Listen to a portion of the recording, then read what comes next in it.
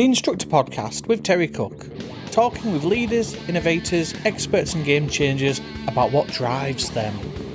Welcome to the Instructor Podcast. This is a show that helps you become an even more awesome driving instructor and run a better driving school business. As always, I am your splendid host, Terry Cook. I'm delighted to be here, but I'm even more delighted that you have chosen to listen, because today we're doing something we've never really done before. We're taking a deep dive into the standards check.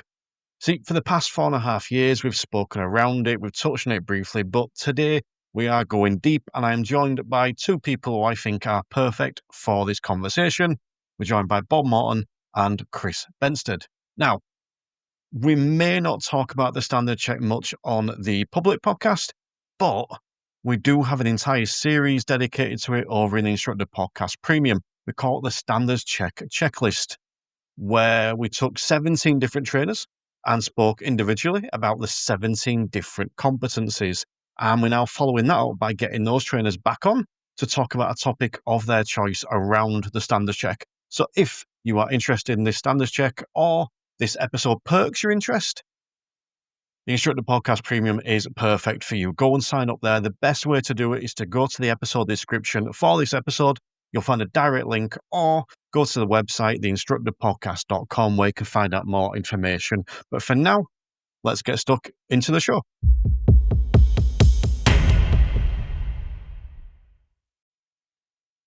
So after 4.5 years, I have decided it's finally time to do an episode on the standards check. And when I decided to do this and do this deep dive to give you hopefully everything you ever need on the standards check, I couldn't think of two better people than two of the originals, two folks that joined me way back on season 1 and who have been massive contributors to the podcast over the years, but also two people that I trust, I'm going to say implicitly, let's go with explicitly, on the standards check information and detail. First up, Mr. Chris Bensted. Chris, for those of you that don't know, do you want to take a moment just to remind people who you are and what you offer in a few sentences, please? Hello. Yes, I'm Chris Bensted, and I do loads of stuff, including DITC, signposting people to the right stuff that they need in the industry. And at the moment, spend a lot of time telling them the stuff that they can forget about because there's too much stuff out there. So I help streamline people's journey through the industry. And I've just launched or relaunched my own website of chrisbensted.co.uk. So if you want to go and have a look at some stuff, check that out. You can find out about what I do there. You're also joined by Bob Morton. So Bob, do you want to take a few moments to remind people why you used to be a legend and where they can find you if they want some of that goodness? The joke that keeps on giving. I love it. Why I used to be a legend. Do you know who I used to be? Good evening, everybody, or good afternoon, or good morning, whenever you're listening. My name is Bob Morton. Been an ADI for 36 years. Oh my God. Been training ADIs for 30 odd of those. I specialize in rescue stuff. People who are in the last chance saloon, who are tied in knots with everything they've read on Facebook or information they've had from here, there, and everywhere. And as like Chris says, there's too much information out there, and it's making it seem complicated. I see my strength as being able to clarify and simplify and help people understand exactly what it is that the DVSA are looking for. Because they're not looking for a lot. They just want the basics that they are looking for done very well. client-centeredlearning.co.uk. You'll be able to find links for both of these guys in the show notes and the episode workbook. But yeah, just to clarify, that's not even my joke about you used to be a legend. It was Chris's joke, but I like it that much. I continue to use it every time. It made me chuckle at the time, and it gives me a chuckle every time it comes up. Yeah, links for those guys will be in the show notes and the accompanying episode workbook. But we are talking about the standards check today, so I just want to start off by giving a bit of background to both the standards check and my history of it. So back in April of 2014, the check test was replaced by the standards check. Then fast forward into December 2017, the Part 3 PSTs, preset tests, were discontinued and replaced with a new format. Going forward to May 2023, the DVSA introduced the trigger points, which we'll come back to. And the pass rates for Part 3 peaked in 2021 at 38.5% pass rate And since then, they have been dwindling quite dramatically.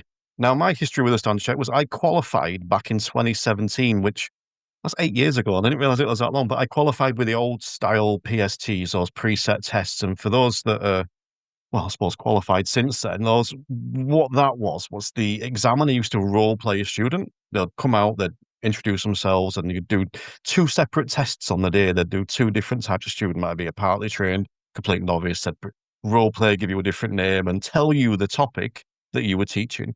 And that was very much a case of you had to instruct them. There was no client set of learning going on. Now, I passed that second time. I was absolutely abysmal my first time. And the way they scored it was numbers. So it was sort of 1 to 6, not the grade A, grade B that you get now. My first attempt at the part 3, I got a 1 and a 2. I can remember my trainer saying, they don't give 1s out. I went, fair enough. But my second attempt, I got a 5 and a 6. It was all a mindset thing, and all I did was shift my mindset, and I went and did really well the second time. So that was in August of 2017. And then very early on in 2018, we got a standards check, because the way they used to do it when these tests were available was you would be called in roughly 6 months after you'd qualified to have a check to make sure that you're still doing reasonably well. So I went from doing the PSTs to then doing a standards check, and it's sort of current guys 6 months later, and I passed with a B. And yeah, I wasn't amazing, but I was really pleased with that. I remember because I got some training from Bob, so I can give Bob a plug back then, some online training, but also just having that 6 months to completely shift my approach, to go from a 5 and a 6 on the old PSTs to go from a B to a standards check. I was really happy with that.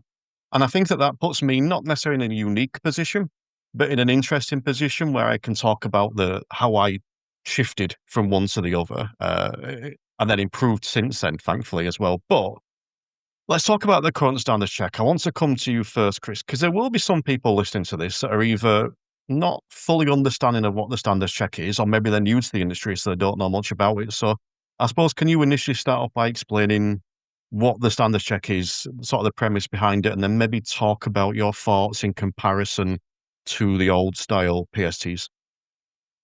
So I think, essentially the standards check is quality control for the DVSA. It's you get your badge, and the badge lasts 4 years. So in theory, there should be a check inside of that badge, so that every badge you have a standards check, and you make sure that your standards are meeting those of the DVSA, the minimum standards agency. So that gives you an idea of what they're looking for. They are looking for the basics. They want the basics done well. We know that doesn't happen. When it was check test, it didn't happen.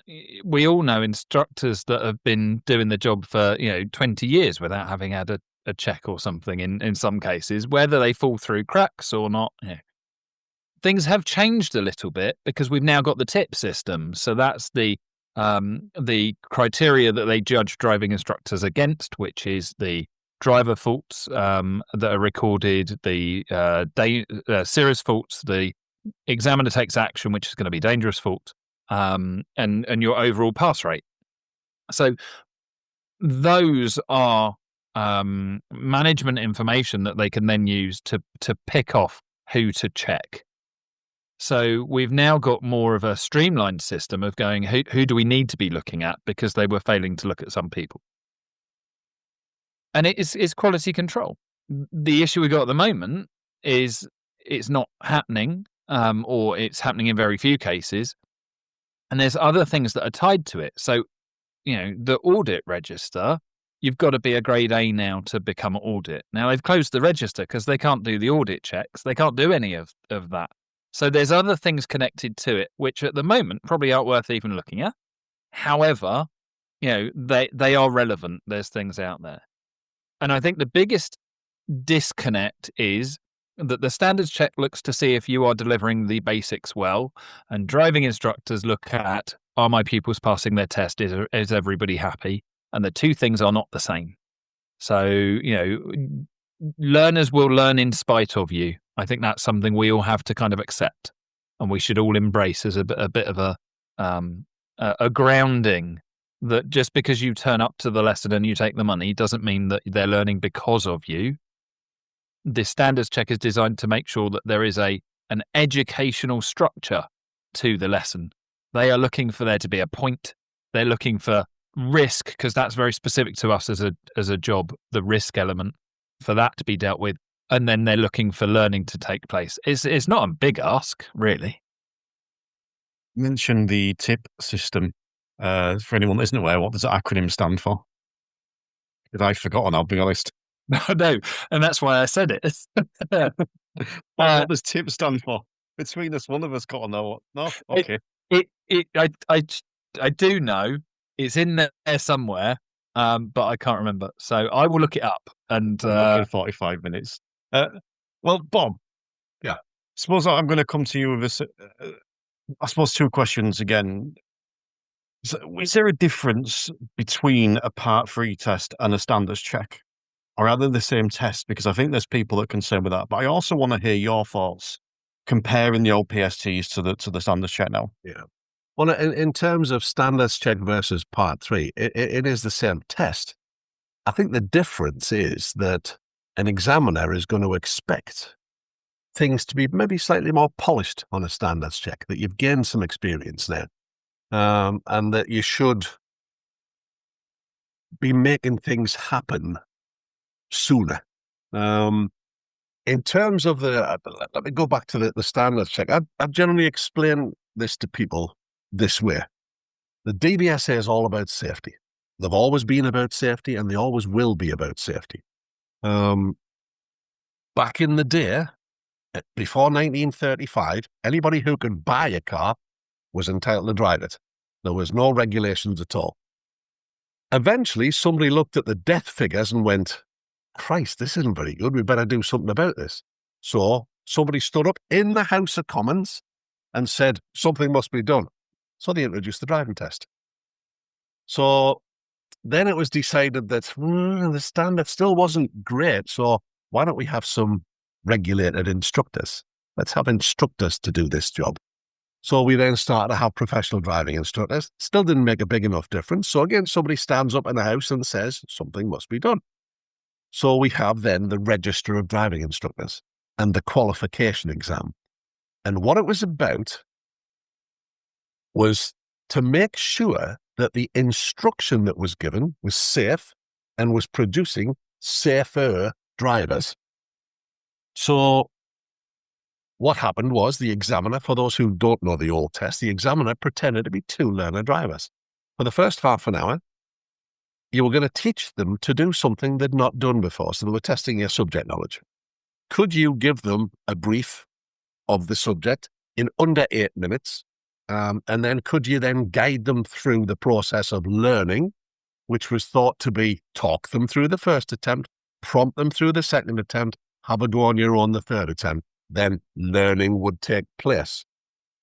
The second half an hour, the examiner would be closer to test standard, or sometimes even a full license holder, and they would deliberately commit errors that, if not corrected, would become unsafe.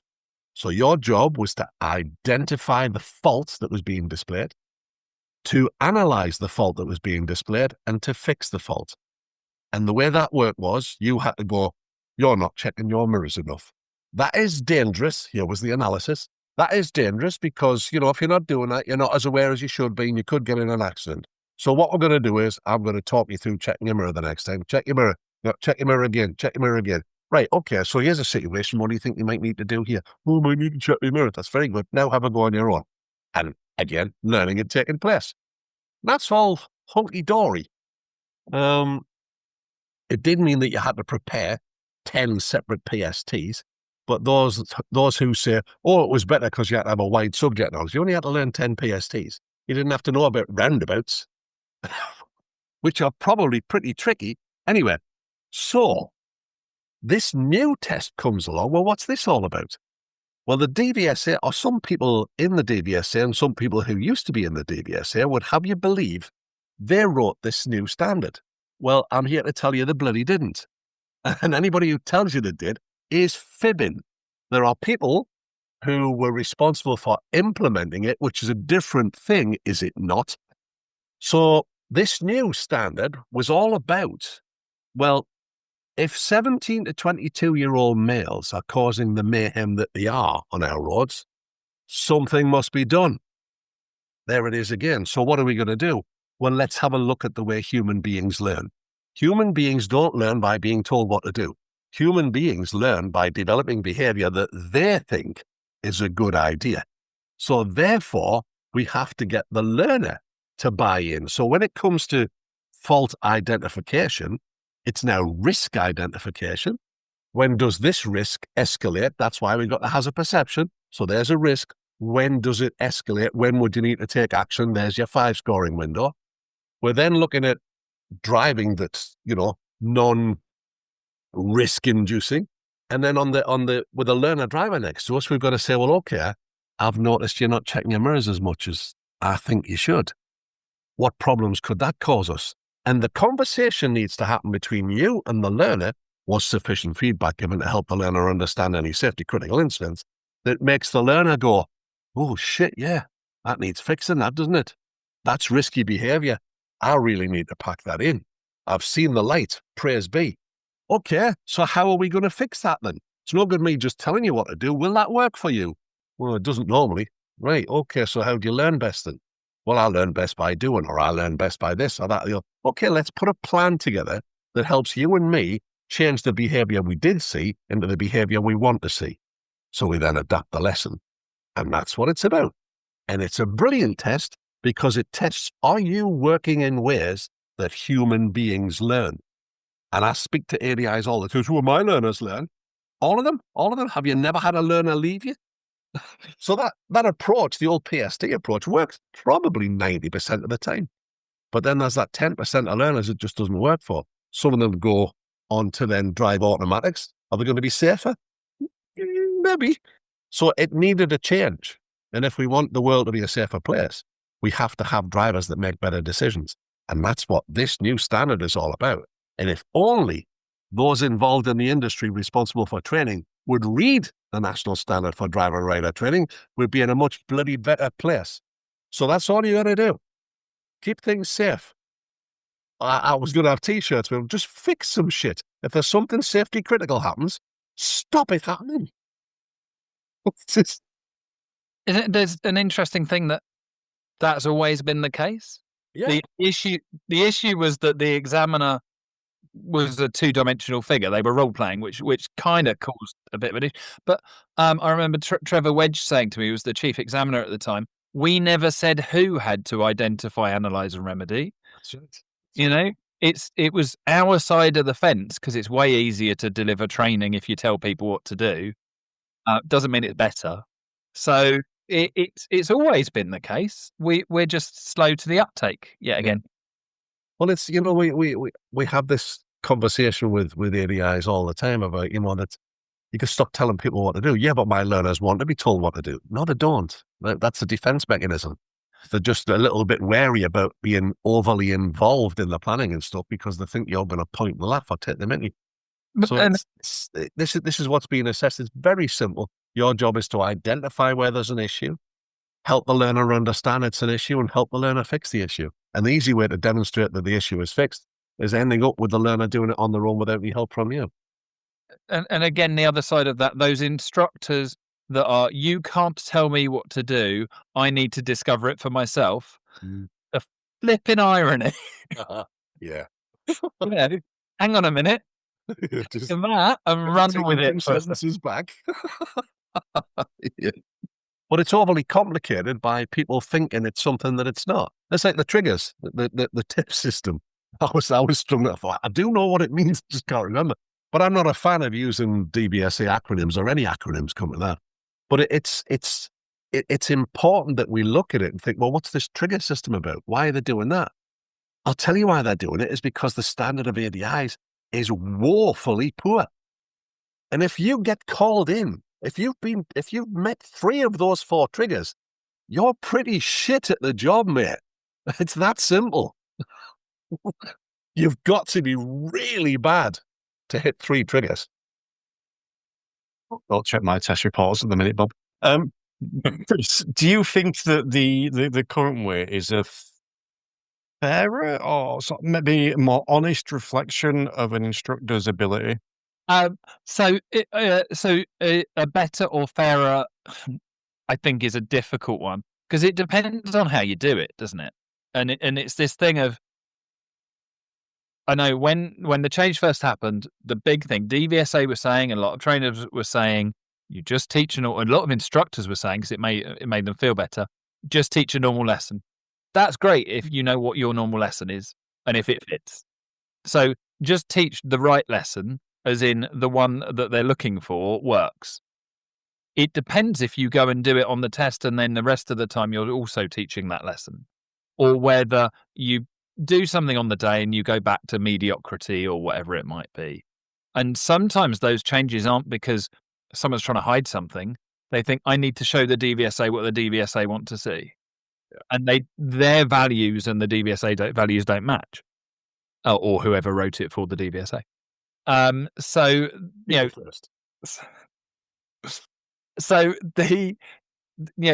that is it. It depends what we're trying to get from it. It depends on what we're trying to look at. What is better, and looking at the tip system as well, which is the test information program, as we all remembered and knew. Which I'm now not sure you can call it the tip system, because test information program system seems a bit weird.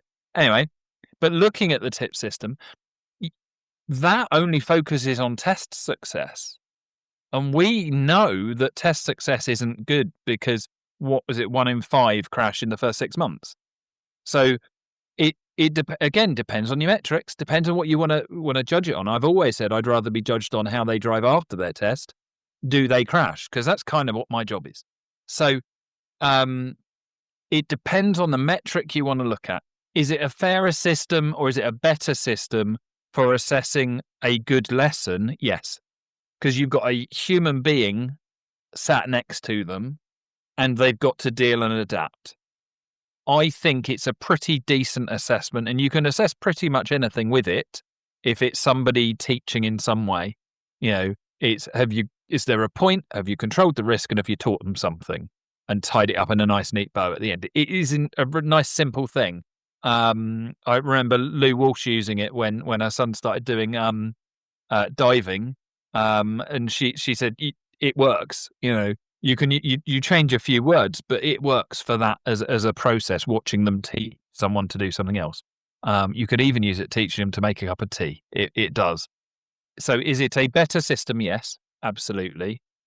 Is it fairer? The issue comes down to we've got crap training going on, and there's too much crap training going on. And the training is focused on the test. When was the last time that someone said that, now we're going to do your teaching training, at the end of which your part 3 will happen? No, we do part 3 training. We train for test.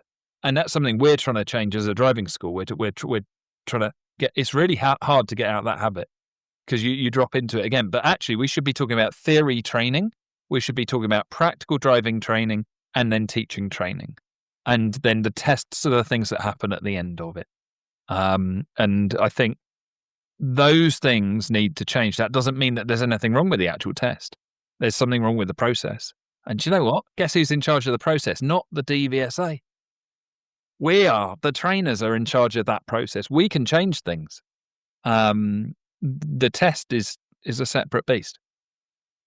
So I want to ask you this as well, Chris, because Bob mentioned it before, but I think it ties in with you a little bit. Bob mentioned roundabouts on PSTs and not being on there. Yeah. One of the things that I see a lot, and this amuses me greatly, that the roundabouts never used to be on those preset tests. But I see so many instructors now that do a standards check on roundabouts. So the reason I'm coming to you for this first is because I actually got you on the first ever expert session in my membership to teach on how to teach roundabouts expert session. Now, we got a lot of grief for doing that, which amused me greatly, but it was massively popular and really well attended. So I'd just be interested in your thoughts on why so many, I suppose, PDIs and ADIs opt to use just generic roundabouts as the thing for a standards check or part 3. So, firstly, there is a PST on roundabouts. It's available on my website, and I wrote it because I called it PST 13. There were 12. What? There's 10 or 12? 10. So it must have been PST 11. Anyway, I don't know, PST something about roundabouts because of that exact thing, that it wasn't there. So we have to go back to why wasn't it there? Because they're really confusing. They're unique. There's no standardization to roundabouts. Roundabouts are where there are more exceptions than rules. So it makes it really complicated and really difficult. It doesn't need to be. And if anyone wants to know how to do them really well and really simply, then check out the recording that I did with Terry on the expert sessions. Because what made me an expert in the subject? Terry, right in the little description, expert in there. That was all it was. But it's how I taught roundabouts. I teach them a bit differently to other people, and it's available. But the reason it wasn't there was because of those things. Also, the complexity of it, the amount of skills that are involved. If you want to diagnose and assess someone's driving, go and do roundabouts. Yeah, that's great because everything is there. However, the second you've figured out where that hole and that skill gap is, do not do roundabouts anymore unless it's essential.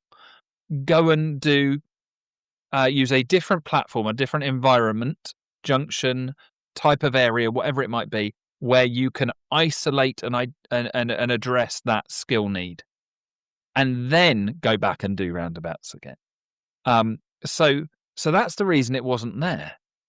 I think the reason so many people do it is because we're trying to find a skill gap. Well, if all of the skills are in roundabouts, you're going to have one.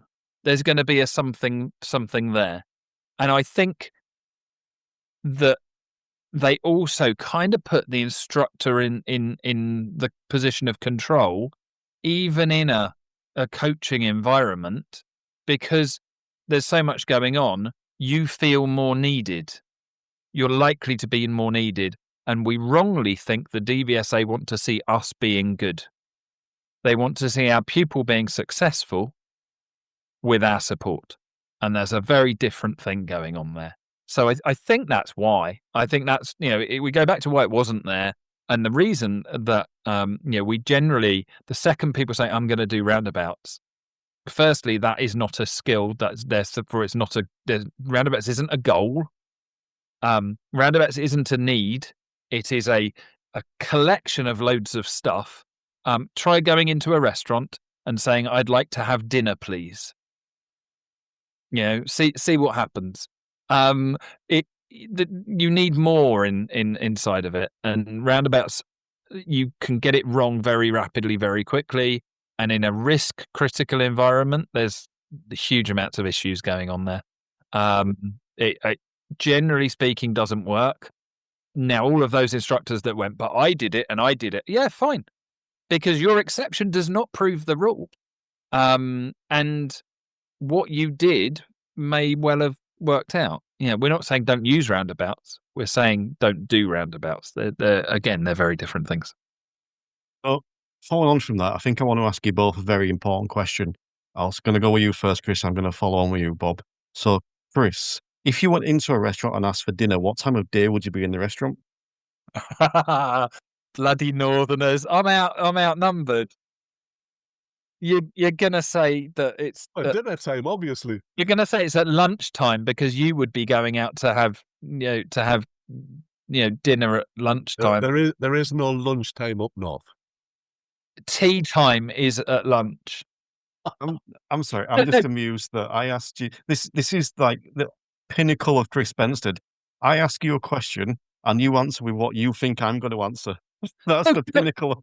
I know that you're going to abuse the Southerner, and on top of that, it doesn't count anyway because it's highly likely I've got ADHD. I get my head stuck down to work and I don't eat. So it could be any time. It's when I've finally come up and I suddenly realize I've got such low blood sugar level, the world's collapsing around me.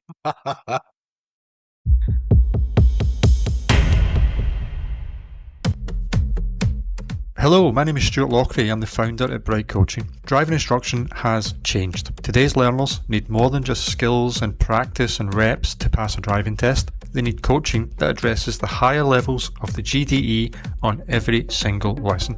That's why we created the Professional Diploma in Coaching and Behavioural Change for Safe Driving.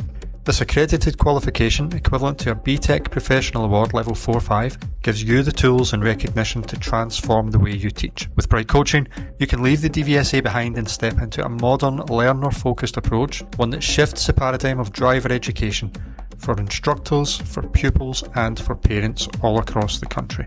At Bright Coaching, we are training the next generation of driving instructors. Our next programme, Cohort 6, launches in Coventry on the 20th of March 2026, and we'd love you to join us. Please visit brightcoaching.net to sign up today. Hey, it's Diana here. Thank you so much for giving me some of your time just to tell you about Support Driving School. At Support, we don't just say we support you, we've put in measures to make sure you're supported. Every instructor with us gets a dedicated mentor, someone that really has your back. Imagine you're facing a challenge with a learner, or you just want to feel part of the team, and there's someone there in your corner walking you through it. That's real backup, weekly check-ins, learner advice, local insights. As someone who's already been where you are now. Do you need support or want to be part of a community? Or do you just want to grow as a driving instructor? If so, contact us at Support Driving School, because every instructor deserves support. SupportDrivingSchool.com. Topics and skills. Expand on that a bit more for me. And feel free to tell me when dinner time is. Topics and skills. Well, just before we do that, let's use roundabouts. Often people ring me and I say, okay, well, I've got my standards check coming up. When is it? Day after tomorrow. Brilliant, right? What are you doing? Roundabouts. Okay. And they'll start talking. Just stop for a second. Talk me through your choices here. Why roundabouts? I like teaching roundabouts. Right. And that's your reason for choosing it. So I've looked at this and thought, why do ADIs like teaching roundabouts? And I think it's because they feel like they can control things a bit more, because they've got a slower run up to where the risk may be, and they feel in control. But you're working on too vast an area.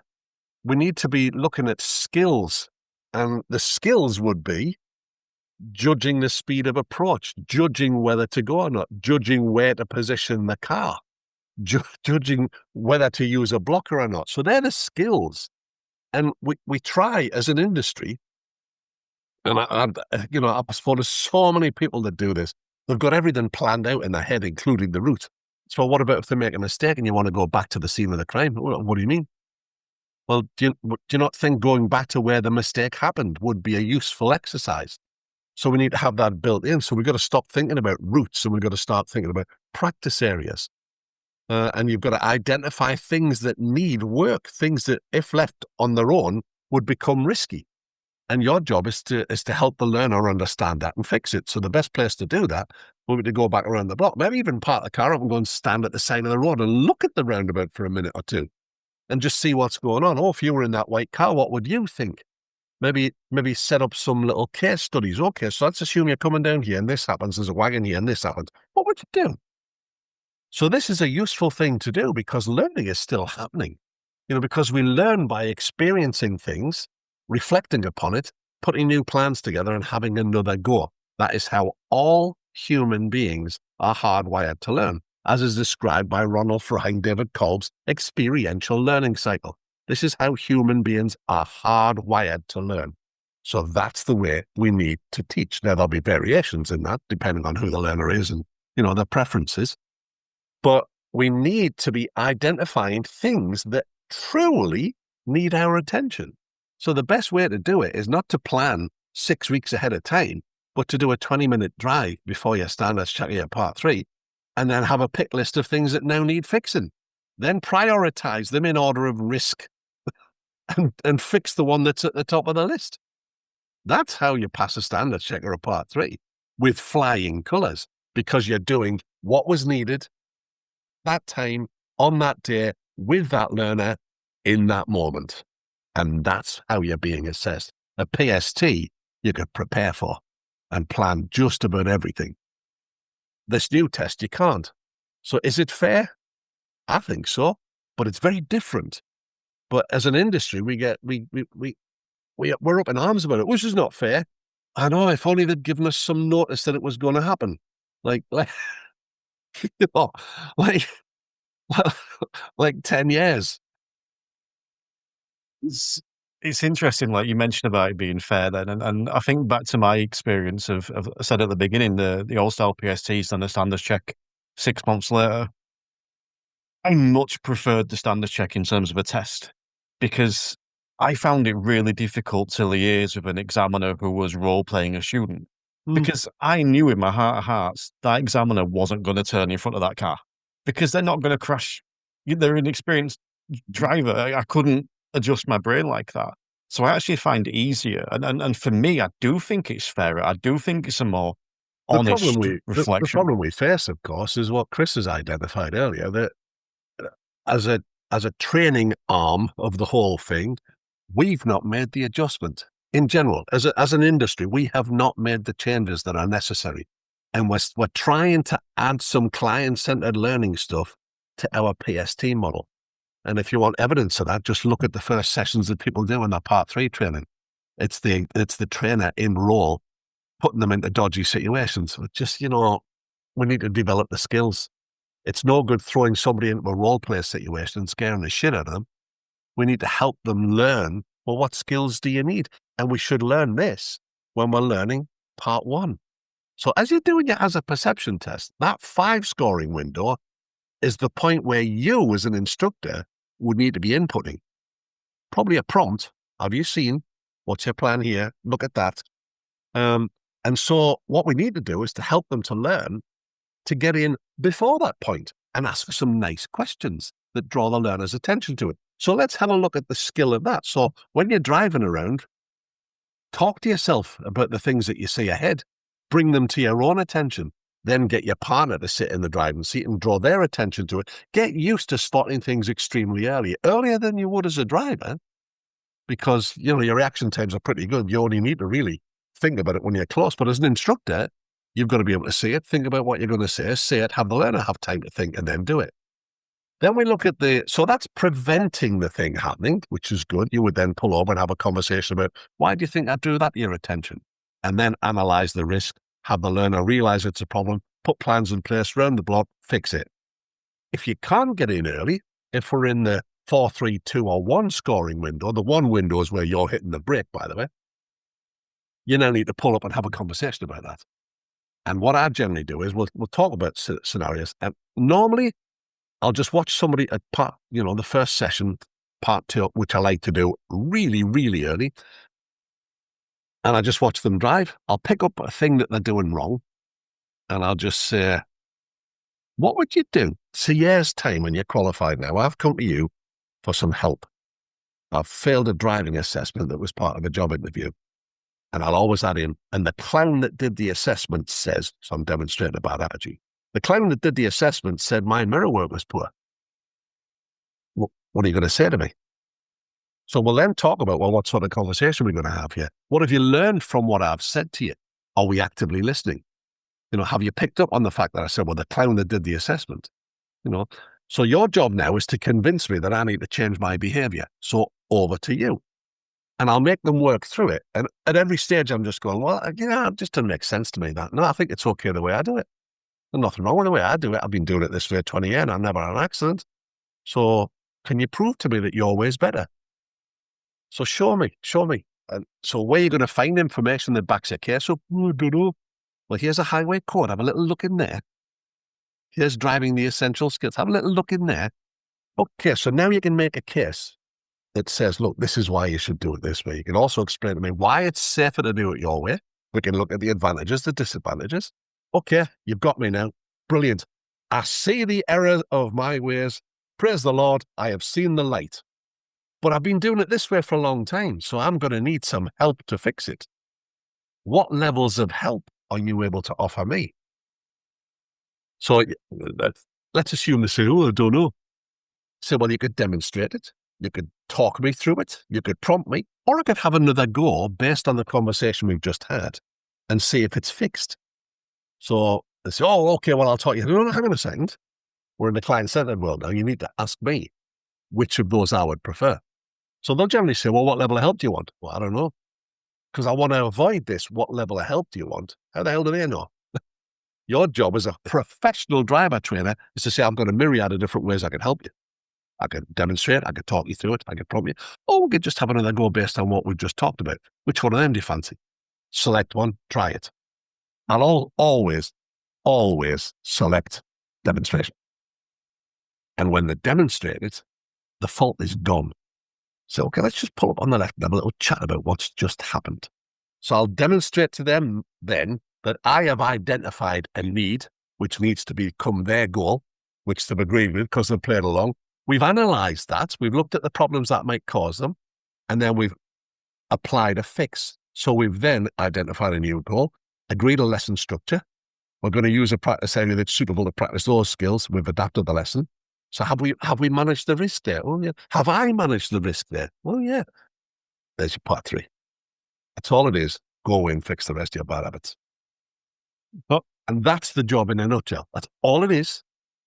And that's what's being assessed on your part 1, your knowledge of the subject, your hazard perception test. Are you aware of when a hazard turns from a potential hazard into a developing hazard? At what point would you need to take action? We can then go away and think about, well, how are you going to get somebody on side with you to go, oh, yeah, that needs fixing, because was sufficient feedback given? Was the trainer aware of the surroundings of the pupil's actions? Was any intervention timely and appropriate? Was sufficient feedback given to help the pupil understand? Oh, we now got a new goal, new plan, lesson plan adapted, bang. Safety critical issue fixed. And the part 2 takes care of itself. I want to talk specifically about how to prepare for a standards check or part 3. But I want to look at a very specific aspect of that. So, Mr. Chris Bensted, if in this scenario you've got your date for your part 3, you've got your date for your standards check, let's imagine it's 3 or 4 months away. So you've got 3 or 4 months from that point. How would you advise people prepare during that period? To prepare for the part 3? Yeah, or standards check, and they can be different or the same, or... Don't. So the whole point is it should be a good lesson, and that lesson is going to be assessed against the criteria that every single one of the lessons that you teach between now and then should be also meeting. So why are we preparing for a part 3 or a standards check? You know, there's a few factors that you do need to take into account. So one of my bugbears about the system, something I would like to change, is it operates out of a test centre. Now, that might not be where I teach. So I might not know those roads, and I need to know those roads because I've got to be able to adapt the lesson. All those things that Bob just said about, let's go around the block and do it again. How do I do that in an area I don't know? You know, so in an ideal world, I would like the examiner to come and meet you in the place where you teach, because I think that is a fairer system, and I think it would also prevent a lot of other issues, like our obsession with focusing on test and then saying that we don't, because we lie, right? As an industry, we lie a lot. So we do focus on test. The test is the absolute focus, and you've got to go and learn the tricky bits. No, you don't. But anyway, once you know test routes, it's really hard to not know them. That's why I loved it when they changed everything, because I could sit there with my fingers in my ears whenever I was talking about it. So that is an issue. You do need to know the area. And if you're trying to only learn enough for that day because it's not near where you operate, then that's quite difficult, because you're going to learn specifics or a particular bit. You're going to be narrowing your opportunities and options on that day because of your knowledge of the area. But and arguably the type of pupil that you teach as well, and there may be certain factors amongst that are relevant. Generally speaking, do not plan for that test. Plan for the lessons you're going to teach next week, and make them as good as you can alongside the DVSA core competencies, required structure, plus the national standards that you should know and you should have read, plus the things that are important to you, because it hasn't got to be the DVSA way. Minimum standards, we're building on top of that. So start thinking about those things of what else do you want to teach? Think about the stuff that you would teach that you think that your competition down the road doesn't teach, the things that you hold dear and are important, but then make sure that those fit the competencies, the structure, the criteria that is being asked of you, because it's not difficult. Have a point to it. Awesome. That fits everything, hopefully. And that should be relevant to your pupil. Control the risk during it. Surely that's a given. People are giving us their kids to take out and teach to drive. It's not a selling point to say, yes, it's like a blooming roller coaster and they might come back at the end. And then learning should take place. You're being paid. If it's not worth it, get the money back. So if you can achieve that every single day of the week, why are we worrying about it? Why? And the reason is everyone's being told to prepare for it. And be at the point where you could go and pick up a pupil that you have never met. And I accept there are restrictions on the ability of the pupil because they want to have wheels moving to some extent, or a risky environment so that they can assess you. But pick up a pupil that you've never met, do a rapid kind of assessment of a 10 to 20 minute drive to figure out where needs are. Because remember, your needs and your job share plan, the risk management bit happens before you pick the examiner up and you recap it. So go and do that. Go and pick them up and teach the pupil that you've literally just met 20 minutes before. You shouldn't have a problem with that. I'm not saying necessarily do it, because some people don't like that. And there's rapport that works as a real asset. And they might throw you a curveball, and you possibly can't rely on them as much as you would a pupil who owes you something, that you've got that kind of reciprocal relationship with. But you should be able to. Anything outside of that, you're probably not doing it right. Well, let me ask you, I don't know how I want to phrase this, whether it's a specific example or not. Let's say that someone hasn't been partaking in much CPD and they get the standard checkup, come in 3 or 4 months' time. Is there any training or is there any CPD or is there anything in particular you would recommend that they do? I realise that's quite a broad question, but is there anything you'd recommend? I will happily, focus on mine. And I will say that what I've got, because again, you can pick your trainer and we've all got something, right? So I'll tell you mine because I know it. I have developed an absolutely unique system. You won't find it anywhere else, that I call Grade A, because my acronym stands for something. I like those ones, not like MS, PS, whatever it is. Acronyms that mean something. So my Grade A course, I have had people do it the day before their standards check or part 3 and be able to put those changes in place. That's not what it's designed for or what I want it to do. I want them to make their lessons better, because if they make their lessons better, it's not a problem. But in 2 hours, absolutely, I can do that. I can fix it. And that's available on Zoom. So it's available nationally, which is the wonder of the modern world. We get to do that, support and train people not on our doorstep, which is great. This is the other thing I think that highlights the importance of the structure and the understanding. We don't need to see you teach, because it's that simple. We're not changing necessarily how you teach. We're changing how you approach your teaching. And we can do that without getting in the car with you. Sometimes it's useful. If someone's local, it's great. And I enjoy getting out in the office every now and again. But, there's a structure like that. So mine's Grade A. Check it out on chrisbensted.co.uk if you want to have a look. It doesn't cost you anything to go to the website. There's free stuff there. And I'm really proud of it because I did it in a massive ADHD hyperfocus over about 2 days. So go and judge me on it. I want to hear what you think.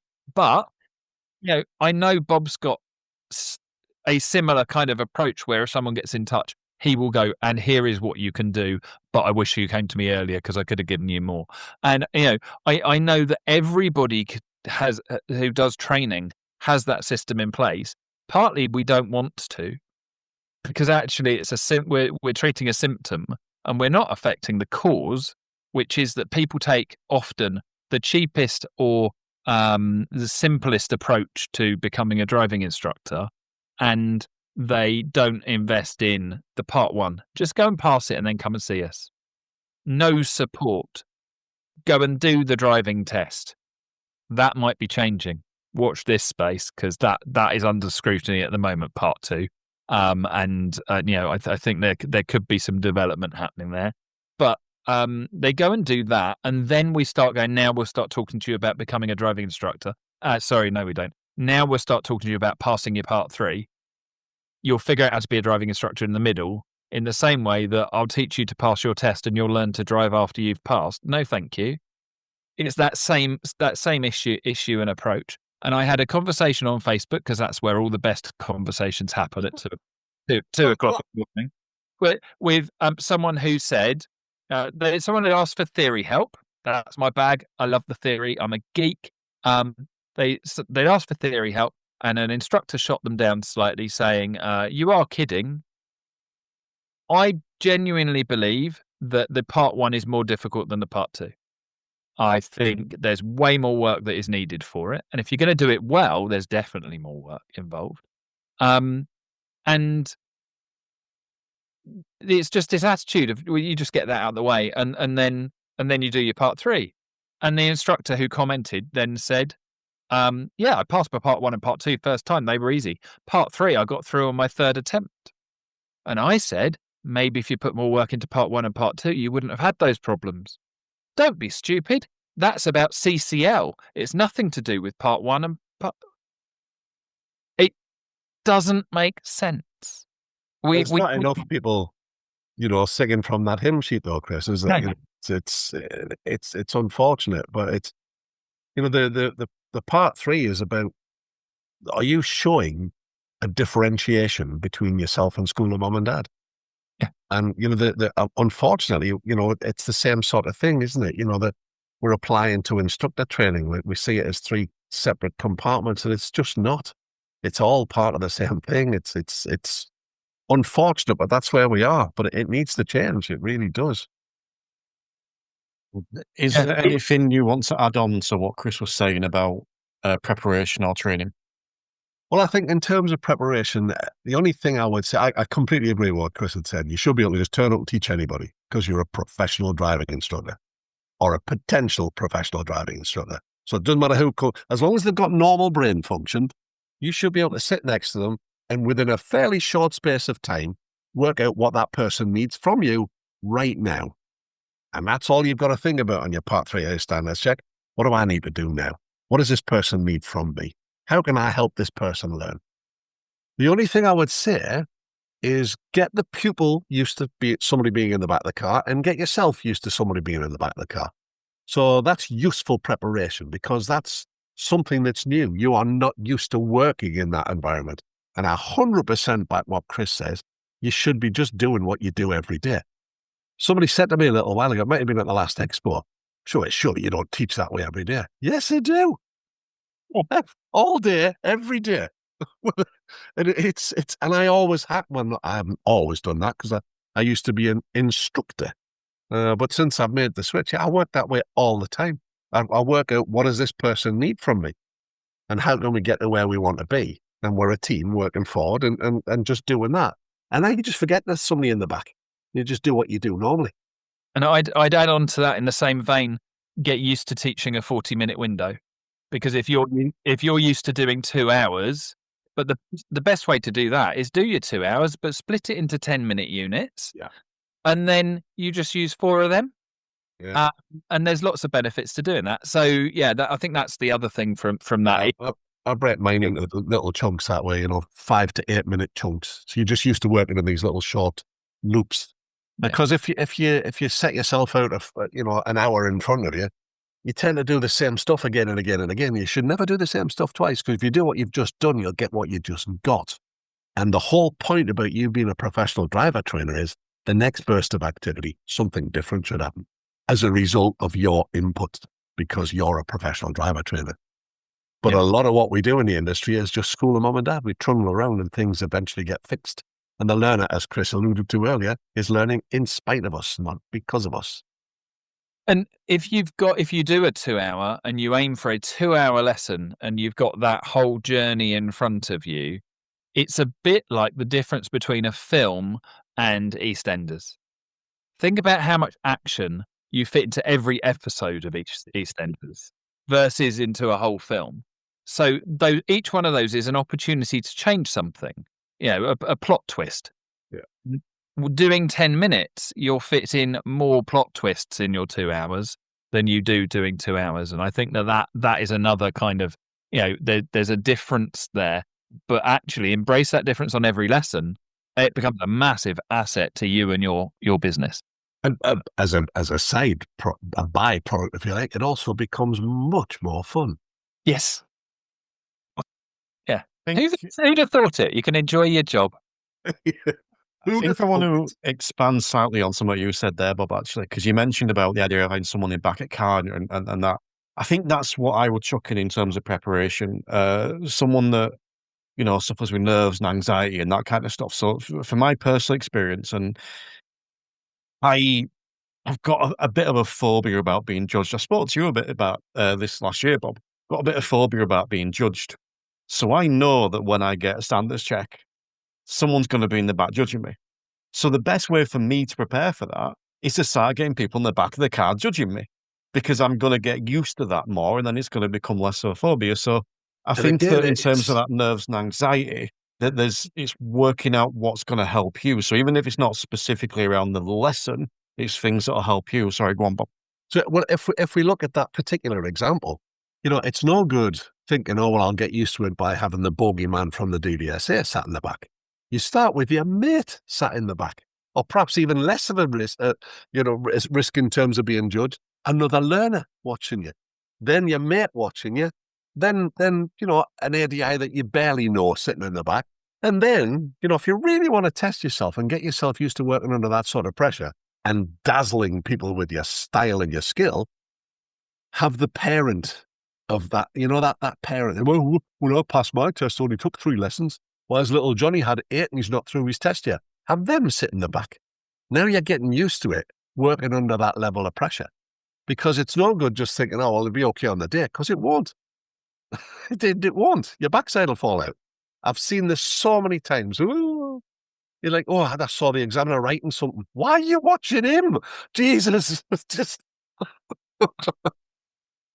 Speaking of having fun, I'm going to try something now that could go disastrously wrong. But what I'm going to do is I'm not going to throw this to one of you. I'm going to throw it to both of you. I'm going to work out for yourself.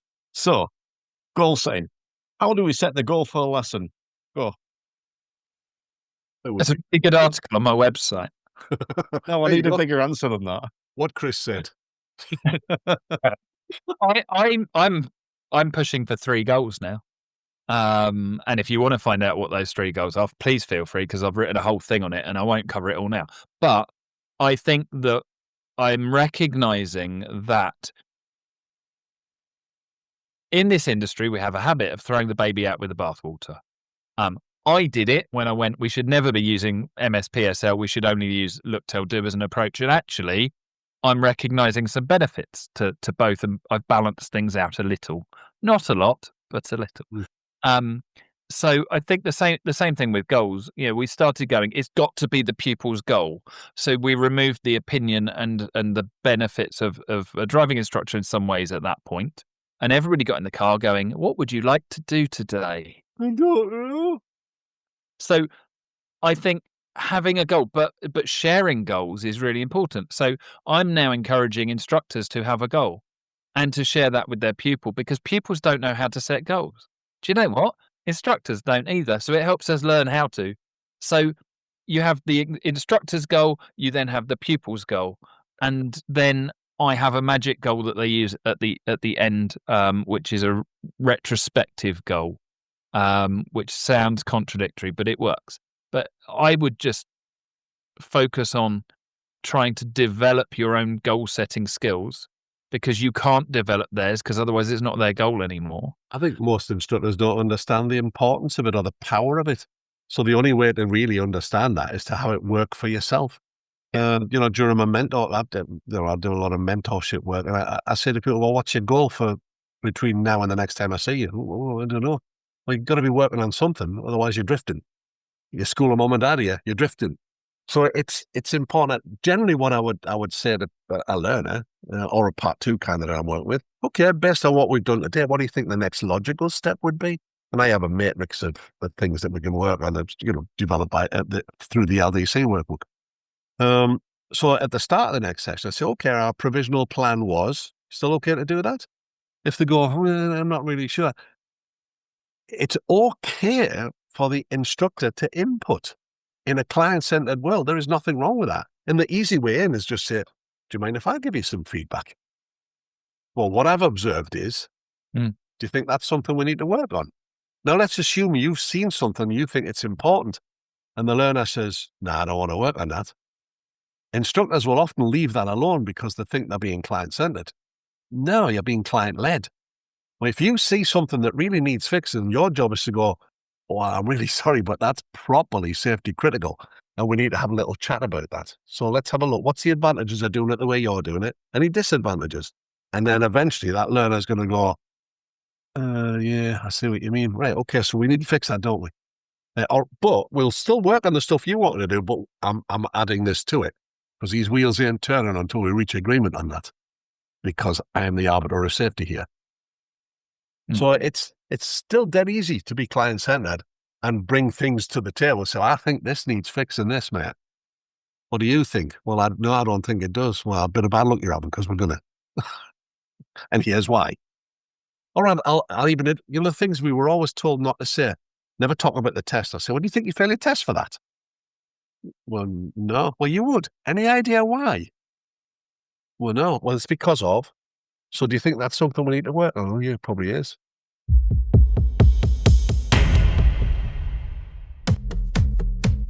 Hello, my name is Stuart Lockery. I'm the founder at Bright Coaching. Driving instruction has changed. Today's learners need more than just skills and practice and reps to pass a driving test. They need coaching that addresses the higher levels of the GDE on every single lesson.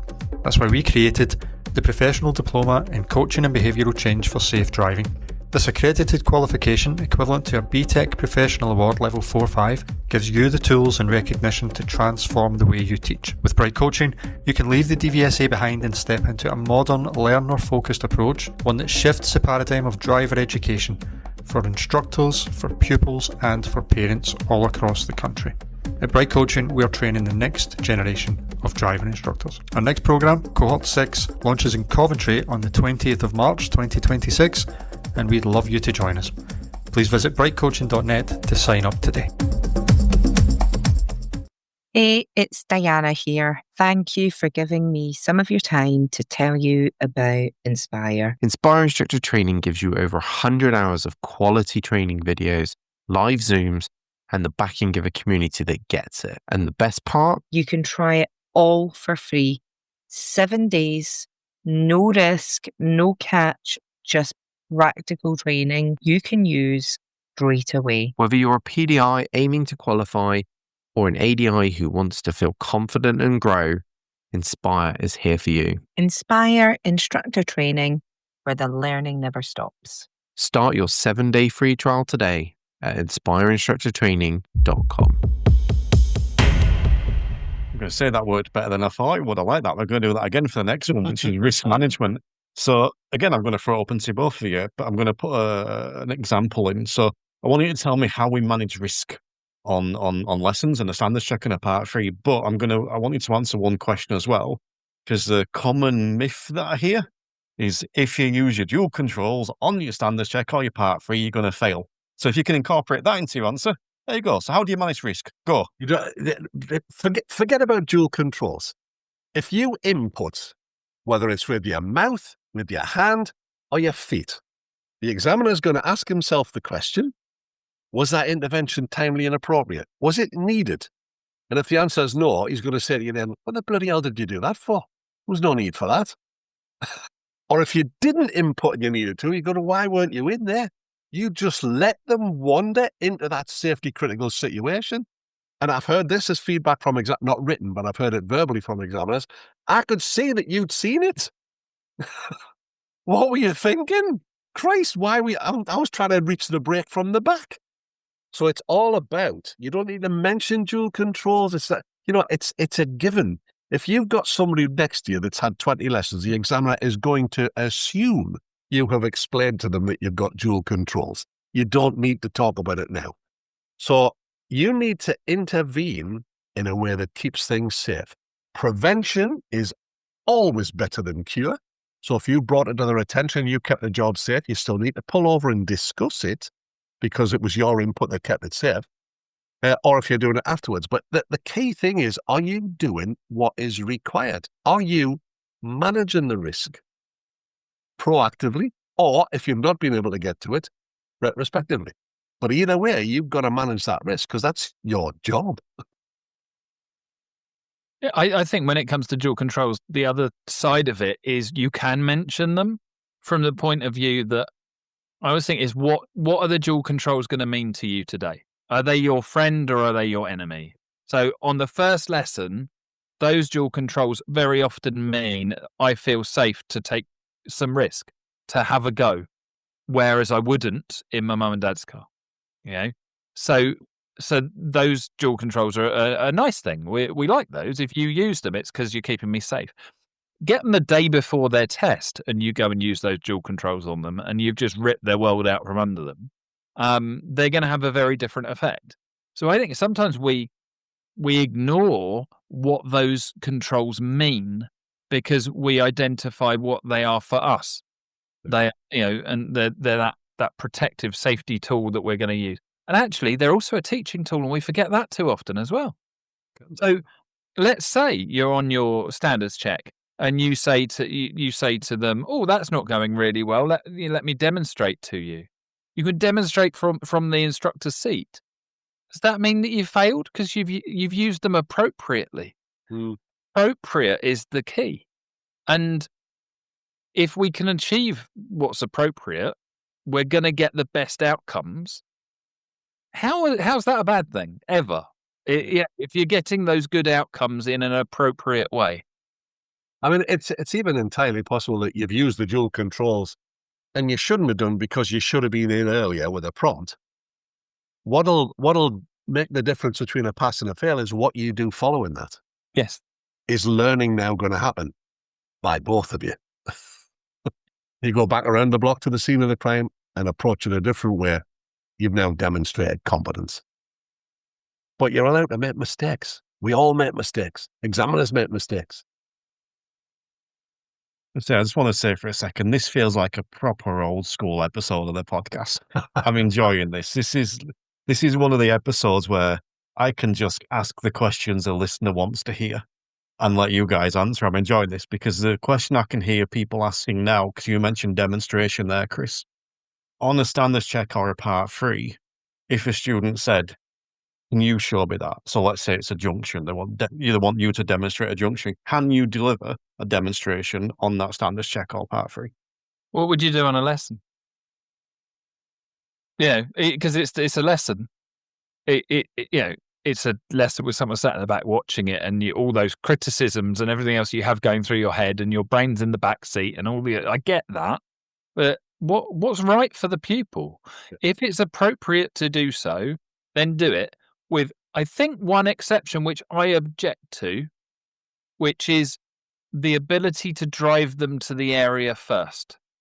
So at the beginning of that of your session, when you've got a test centre with a roundabout in each direction, or a roundabout one way and a massive dual carriageway the other way, and you haven't really got much choice, I'm a huge believer that you should be able to go, and I am going to drive to this place, and we're going to make use of the time. We're not just sit there but we're going to do this because that is control of the risk.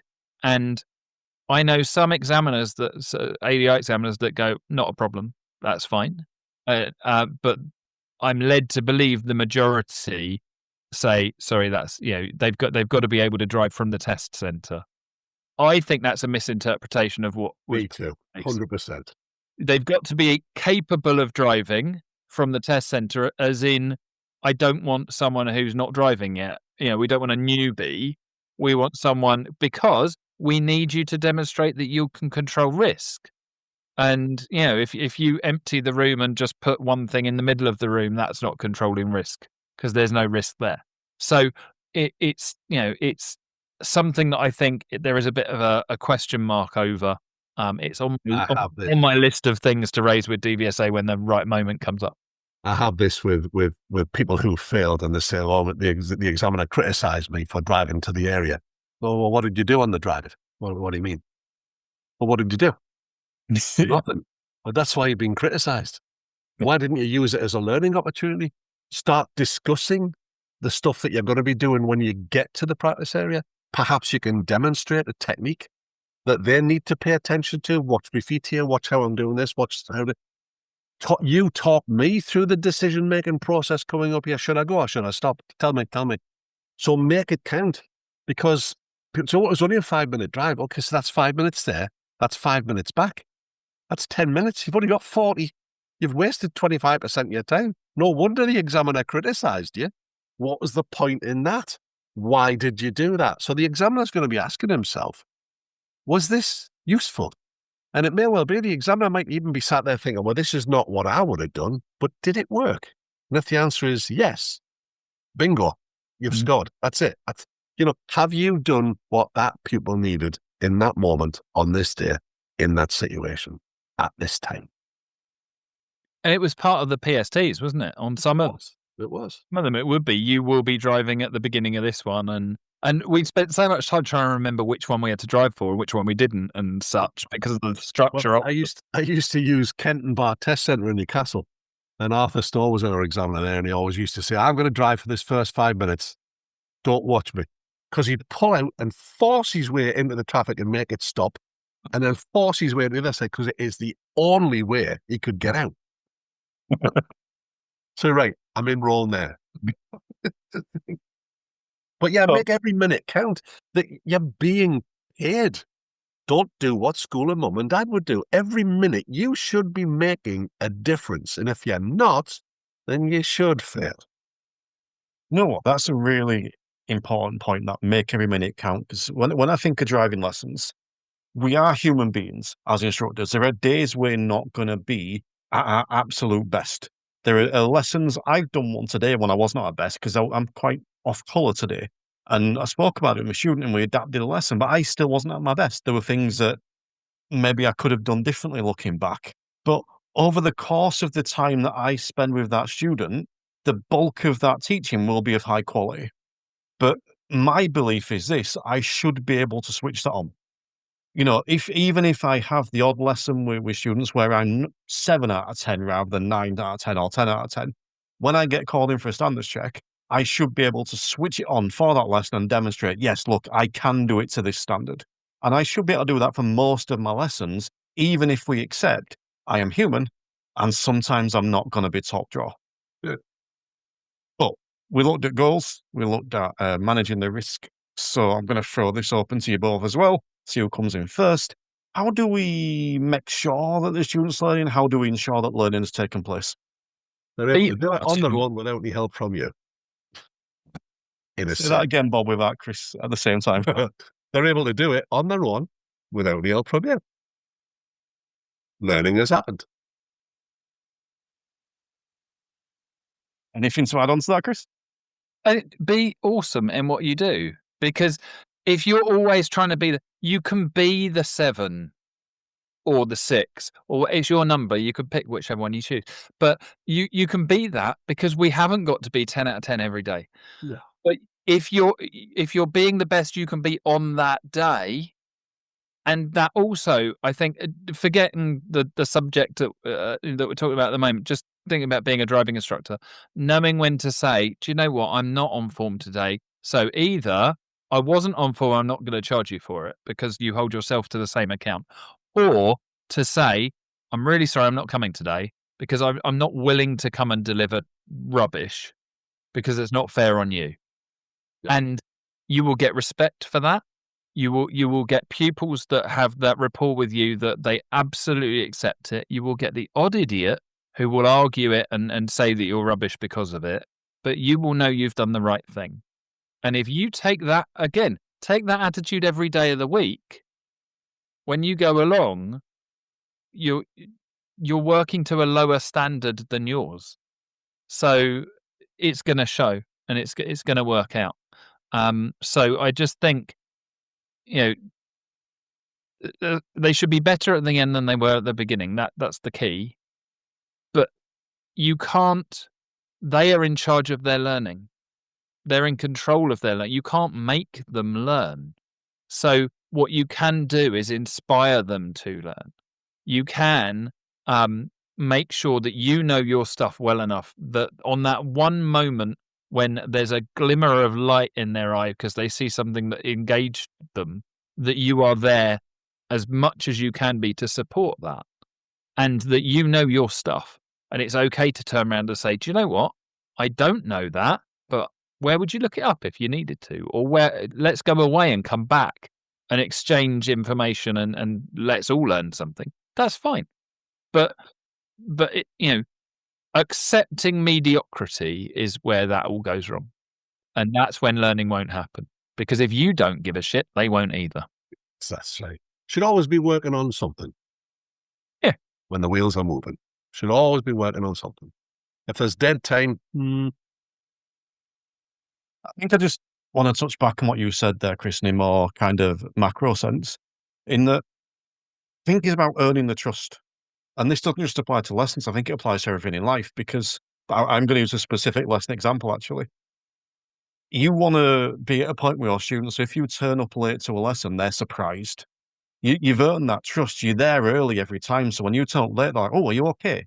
They're not expecting it. So if you do, as you said, if you're not on form one day and you cancel, the bulk of the students are like, yeah, I get this. This is not normal.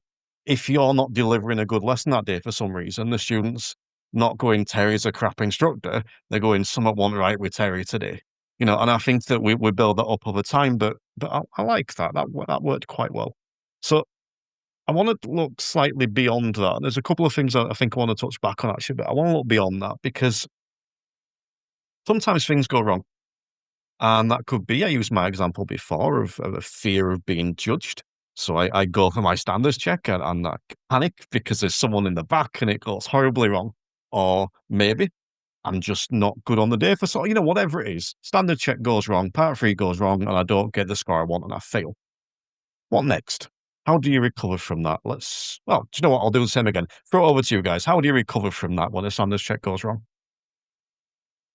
I think it depends on how it's gone wrong. You would need to let the dust settle on it and then have a proper reflection on, let's have a little look at what happened here. Let's have a look at, well, why was that different? This is the key thing. So something's not gone the way, you've got an outcome that you weren't expecting. So we've got the outcome we were expecting, and then we've got the outcome we got. You've then got to look at, okay, my goal now needs to be to turn what I got into what I want. Let's have a look at how we might do that. Let's look at the things that we did that were different. Was it just the way we were feeling? Did we approach it a different way? Was the pupil different? Did we bite off more than we could chew? Is it because the examiner was in the back? So you need to look at that, analyze it effectively, and then put in place plans to stop that happening again, to make sure that you get the outcome that you are wanting. Because something happened to prevent it. It wasn't just random. Something caused that. And potentially it's a really positive thing, because that's what the standards check is there for. Imagine if you hadn't had it. Let's say instead of getting that, we'll use the ideal of you get 1 in 4 years. If you didn't have that, you're going to continue doing whatever was identified wrongly. And I think this is where a lot of instructors say, but the standards are wrong. They don't believe that what they're looking for is what should be on the lesson or is on their lesson. I am yet to find anything that shouldn't be there. I'm yet to have anyone convince me of anything. There's misunderstandings, like you have to talk about the dual controls, and you've got to say this, that, and the other. The misunderstandings, or what would you like to do today, to top and tail it. But those things, they're not in there. So I'm yet to find anything. So what you've done is you've gone along and you've had something identified. Now, it may well be that there's a you thing about someone's watching you. But do you know what? It probably shows that you're not confident in what you're doing in some way. So let's go and work on that. Yeah. Let's go and develop that, because, Terry, we use you as the example because you started it, right? If they then came and assessed you brushing your teeth in the morning, is that gonna, are you happy doing it? Or making a cup of tea, every trainer's favorite example, making a cup of tea, it's looking at the whys, and there are other factors. There's a massive thing connected with ADHD, of rejection sensitive dysphoria, or RSD, which is where someone says something and you instantly assume that they hate you for it. So any training I deliver, I assume everybody hates. I've got better. I have improved on it, but it's still there. And my website, I might have mentioned earlier, but I was doing some work with a website expert, and he said, "Let me have a look." And my heart sunk. He's a website expert, and his phrase was, "That's not bad for someone who doesn't know what they're doing." That was the most negative statement it could have been. It's not what he meant. It's not even what he said. But it was, for me, I instantly hear that. I think a lot of us do. And you assume that it's a critical. It's like when someone says, "Oh, is that a new dress, Bob?" So it's why does it make me look fat? It's one of those moments. And our first response is always an emotional one to things, and we have to learn about how to manage that. If you do have all of those issues going on when you have a test, we work with people that are having tests. What an awesome resource to then go and work with and help develop your pupils, and then be able to turn that into some amazing support that will bolster your reputation and your skill.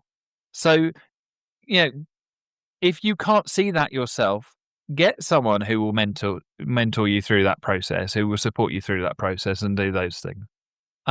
But if you go in looking for the failures and the problems, and I say this as someone who does, and it doesn't matter if they're nice to me. Someone goes, "Oh, that was brilliant." I was talking about scaling with a PDI the other day, doing the grade A course, and it was, we were talking about the feedback. If you get a pupil says okay, you only know that they said okay. But if you turn that into a scale where you go, okay, what's one above okay? What's one below okay? So I did it with him, and I said, "So what do you think about the grade A session we've just done?"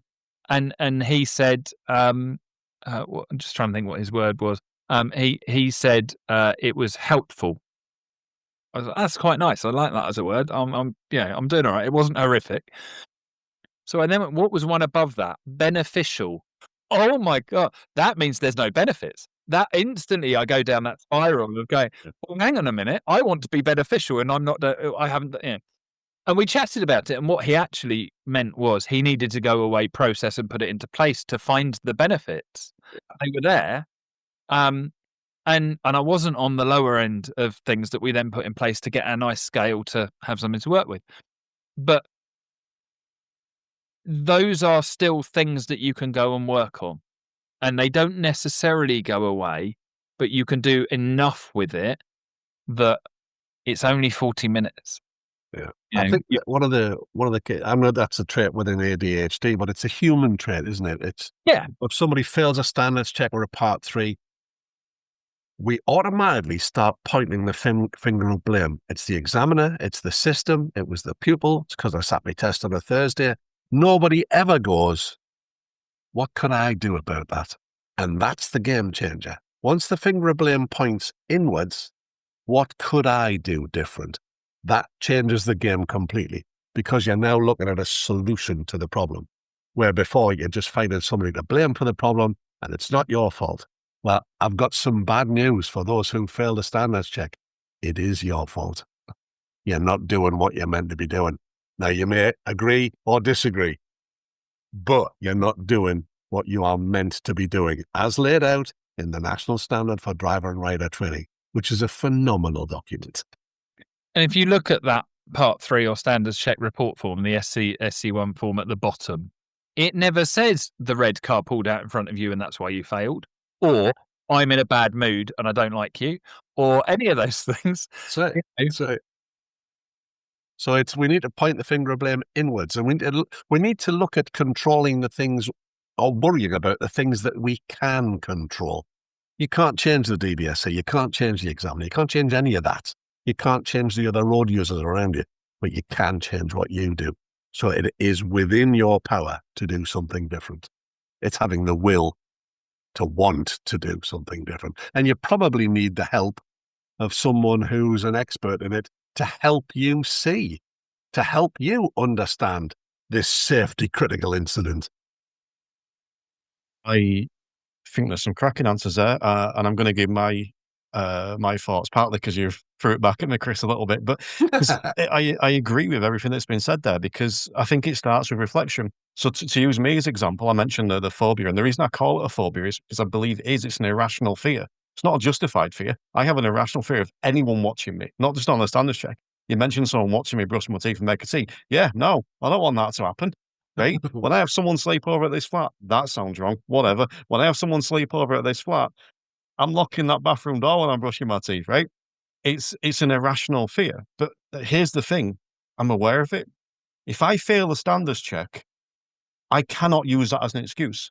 I'm aware of that. There are things I can put in place. It may affect me on the day, whatever, but there are things I can put in place between now and then to improve that. So because I reflected on it, because I'm aware of that, I can put things into place. If it then affects me again on the test and has that negative impact, guess what? I get another go and I can put more things in place. And if it happens again, guess what? We get a third go. And if I can't do it after 3 times, I probably shouldn't be doing it. But I think that you both alluded to this. I think it's the idea of reflecting, ideally before your standards check. You know what your issues are before, so you don't lose a life, as they say. But if it happens on that first one and something crumbs up that you didn't know about, great, now you've got something to work on. So I think we have a fair old level of expertise in this area because we deal with people who are in the last chance saloon. I speak constantly to people who have failed standards checks and part 3s. And nobody ever says to me, well, I failed because I just didn't perform. It's always somebody else's fault. I tell a lie.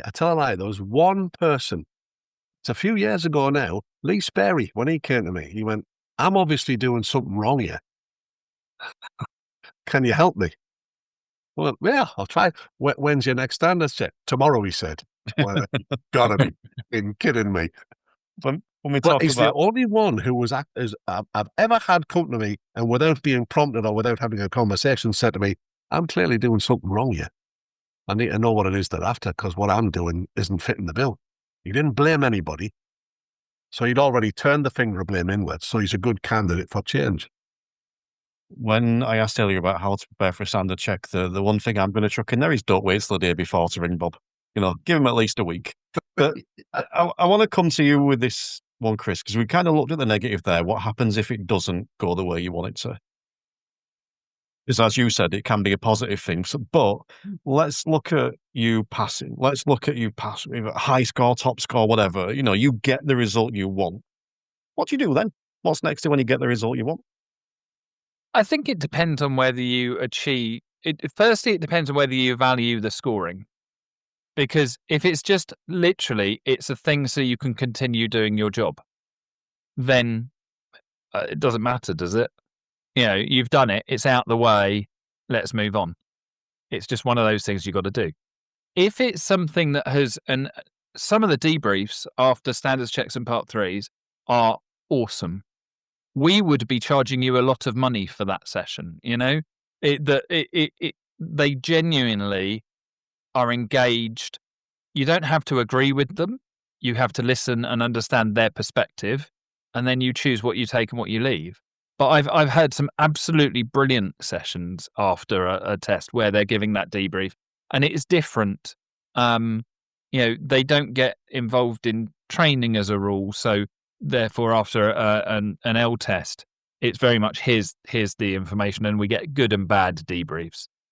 But this is actually about the fact they know you're going to be out there teaching, because even if it's a part 3, and if you're on a pink badge, you're still teaching. So they want you to be addressing it, and they want you to come back and be successful, especially at the moment. So yeah, it very much depends. I've got a big thing. I'm not a big fan of 51 out of 51. I I tend to find there will be exceptions. Absolutely. I tend to find if people have achieved 51 out of 51, they haven't done what's right for the pupil next to them. They've done what's right for them at some point. And that's fine. That's a choice. But I tend to find, I would say 38 to 46, and I'd say 48, but actually there's a bit of a ripple down effect of if you lose a mark somewhere, you lose others. 38 to 46, I think, is a really nice score. And that interestingly bridges B and A. Yeah. You can have a really good B. And rock solid job. Yeah. Yeah. And the difference is often not in what you are doing, it's the way that you're doing it. It's moving to be slightly more about your pupil and about them rather than it about you being the expert in the room. That's normally the difference in there.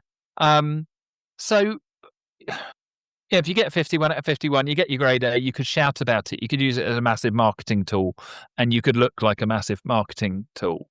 And people will get upset about it. I mean, I don't think it's necessarily a good thing to do. Use it to make yourself better. Take the improvements. If you get your 51 out of 51, you get the score you wanted, whatever it is, you achieved that. In that awesome debrief, ask them what you could be doing next to make yourself better, because I bet that they don't think that is the cap. Look at other aspects. Think about the pupil you didn't want to take to that standards check. Why? Why didn't you want to take them, and how could you improve yourself so next time you could take that pupil? That's a nice way to do it. We shouldn't be happy with having got to where we've got. We should be always looking for the next bit. Because your next pupil is going to be the one that stitches you up with something that you didn't know. Yeah, absolutely. Yeah, I do, Bob. What agree with all next? of that. 100% agree with every word of that. Well, I'll tell you what then, Bob. What myths or bad advice, and you can take either of them as you see fit, what myths or bad advice do you hear about the standards check, or do people come to you with so-and-so said this or whatever? There's a myriad of different stuff that come out. The amount of times, I wish I had a pound for every time I've said to somebody, where have you got that from? What makes you think that? So where does it say that? You say, oh no, it's common knowledge. Common knowledge, really? How come I didn't know about it? It's just, what are you talking about? Where have you got that? And it's nearly all on Facebook. And I always say, here's my number one tip. The closer you are to your standards checker part 3, the less time you need to spend on Facebook. It's a dreadfully poisonous place, full of top-notch wankers giving bad advice. Sorry. Chris, any myths or bad advice? I thought I was being labelled then. Sorry. I have a different word for you, Chris.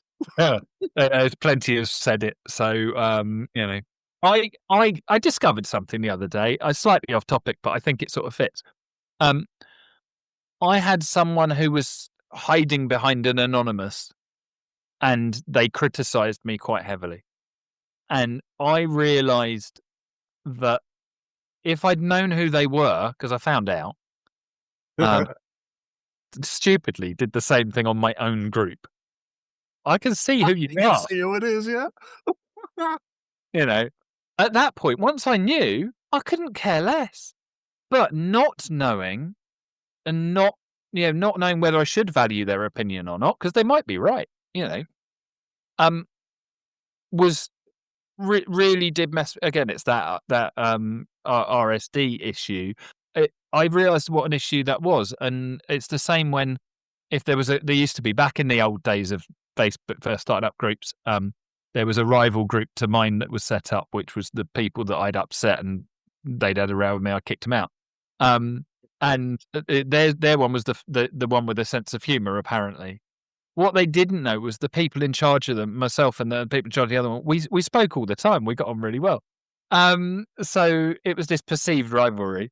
And if people were talking about me in that closed room, same thing. I really didn't like it. Punch me between the eyes. I haven't got a problem with it. I'll either accept it or I won't. And I think that, that's the problem with Facebook. We've got these nameless individuals, often behind an anonymous label nowadays, because you can do that, who are telling you, without having known anything about you, about your lessons, and they probably haven't done the training that, the people you should be going to have done, or development that the people you should be going to have done. They're throwing in an opinion. They're like arseholes. Everyone's got one. That's the world of Facebook. So don't do that. So I think, with regards to the myths and things, you're not allowed to stop. Right, wheels have got to be moving all the way through. In COVID, yes. Now, no. Was the other one I noted down was you're not allowed to instruct. You can only ask questions, and that is actively taught by some of the nationals. And generally speaking, if you do it on a lesson, as long as your lessons are decent, you're probably fine. As long as you've got justification, you're probably fine. It's all of those kind of facts. It can be part of a wider coaching conversation. Okay, so I instructed you through that. Let's have a little look at what we've learned. But it's that's the one that used to come up all the time. Oh, you're not allowed to stop. I swear, what? Do yourself a favour and download the examiner guidance from the DVSA's website, the government website. You'll see it says in bold there, people can stop if they need to, as long as it's necessary. Just don't stop unnecessarily. I'm the examiner said I shouldn't have stopped. No, you've wasted the time. It's just like the drive to the area. So, if you want to fact check stuff, download the DT one, download the ADI one, and download the examiner guidance from the Gov website. It's all in there, in black and white. They're also telling you what they want and what they don't want from you. So it couldn't be clearer. So anything that goes against that guidance is not correct. And they're quite well written. Yeah, they're all right. Yeah. Did I do the Chris thing and not answer your question? Because I can't really remember what you said now. Oh, you actually answered it specifically. I was quite surprised. You gave definitive examples, everything. But I do want to ask you both, and again, is that personal growth? I'm clearly better than I used to be. So I took it on board. I went away, and I forgot what it was. So I just came back. Excellent. So opening this to you both again, is there anything that either of you want to add on to what we've discussed today? I think for me, it's not just about, because we're very focused on standards check and part 3 and everything else. It's the journey, right? So we don't just go to the test. We teach well, and then we'll teach well on the test. For those people that are looking at things as a PDI, look at the whole journey. Take all of those benefits from the beginning. And that includes read the bloody contract. I'm just going to mention that because there's an opportunity to. Because I'm fed up with having to read the contract myself after they've already signed it and I'm trying to find a hole. Because there aren't any. It's a nightmare. So starting at the beginning, be professional. So plan your journey. Don't just do the first bit and then see how it goes. And that same message, as is so often true, the same message there is the same message for the part 3 or standards check. It's about the journey. It's about all of those pieces. It's not about just turn up on the day. And then on the day, don't just turn up and start doing something and then go, this is my plan, I'm sticking to it. It's about the twists and the turns, the swings and the roundabouts. It's all of those things. So just take some time. Literally put some time in your diary to just almost make a business plan of it. But it's career path plan, and include in that your part 3 or your standards check, what you're going to do and what you're going to do after you've done that. Because as soon as you've done that one, start on the next one, because it'll come along at some point. And don't get caught up in the false sense of security of at the moment you probably won't get one, because at some point that's going to burst. And if you're the first person to get a letter, and and you're not going to get warning, there isn't the warning that's coming out now. If you're getting a standards check, suddenly it happens because they're planning it in a couple of weeks or whatever. you want to be on top of it before then. Otherwise, you'll be banging on our doors and we'll be saying, sorry, we're fully booked by all the people that did plan. Yeah. It's just be the best version of you that it's possible to be, and always be working on it. Always be working on something. It's the best of people are always developing themselves, always working on something. And it's just, you're never going to be finished with that. There's always something new to learn, new ways of doing things, interesting, CPD to be done. And don't just stick with CPD within the industry. Look at stuff outside of it. Look at teaching qualifications. Look at coaching qualifications. Look at business qualifications. There's all sorts of things you can do, but differentiate yourself from school of mum and dad, because that's our industry is based on that. School of mum and dad, we're just a little bit better. In fact, are we a little bit better than school of mum and dad? They've got a better pass rate. There's something to have a think about. With you then, Bob, what one thing, and I'm repeating that, one thing that you would want anyone listening to this to take away from today? Avail yourself of the fact. Read the National Standard for Driver and Rider Training and see what it, and then look at the examiner guidance and look at what it is they actually want from us. It isn't a lot. They want the basics done well. If you look at my YouTube channel, I've done a set of core instructor skills videos that put together, are you able to see what the problem is? Are you saying it, bring it to their attention? Are you able to analyze it, and are you able to fix it? So see it, say it, suss it, sort it. A lot of chat on Facebook about, well, that's not a teaching method. Nobody ever said it was. But it is a method of making sure that you're hitting the things that you're being assessed on. Because what we're doing here is, if we're very effective at that, we're helping people learn in an effective way. I think that was one thing. That's good. Chris, one thing. What's one thing that you would like people to take away from today?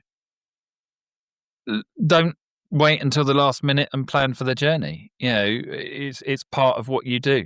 And that applies to absolutely everything, from the business and the business side of things, what you want that to be, to you as an individual and what you want to be, and to your learners and what you want them to be. So plan for the journey always. And even if you don't like having a plan, that's me. All right. Terry will tell you. I believe the least prepared person was the title that I got given. There was more to it than that, but was that I will turn up without a plan, officially, outwardly. In my head, it's there. It's all good because I know I can put them in place. So you've got to find your version of it, but having one is incredibly important. To be fair, you're the one that keeps messaging me saying we need to plan for the expo, and I'm the one that keeps fobbing you off. But sticking with you, Chris, do you want to take a moment and to be fair, you've done this really well throughout the podcast. Do you want to take a moment to remind people what you offer and where they can find you? As I mentioned, I've got a new website. I'm really excited about it. I apologise because I don't do the big salesy stuff, and that's the reason I've spent time making the website. chrisbensted.co.uk is the new home. If you're looking for theory stuff, theorytestexplained.co.uk, because that's my specialism and my love. I love the theory. And if you're looking for help, the ditc.co.uk. But to be honest, if you need me, I'm there. Find me, and I don't get picky about you came through the wrong channel. We'll just identify the need, and then we'll figure out how to address it, and then we'll put something in place. Well, I will admit, I do like the new website. It's a good one. Well done. Bob, do you want to take a moment to remind people who you are and where they can find you? Yeah, Bob Morton, audit, if that means anything these days. I do a lot of training with trainers. I have a membership package that's available at client-centeredlearning.co.uk.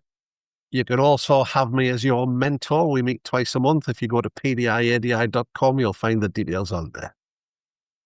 Just a reminder for that, anyone that signs up to Instructor Podcast Premium gets a discount on Bob's client-centered learning membership. So, thank you for that. But big thank you to you guys for joining me today. I've really enjoyed this. Like I said, it felt like an old school podcast, and I like to feel that anyone listens to this, if they don't take anything from this, then they've not listened very well. So big thank you for joining me today, guys.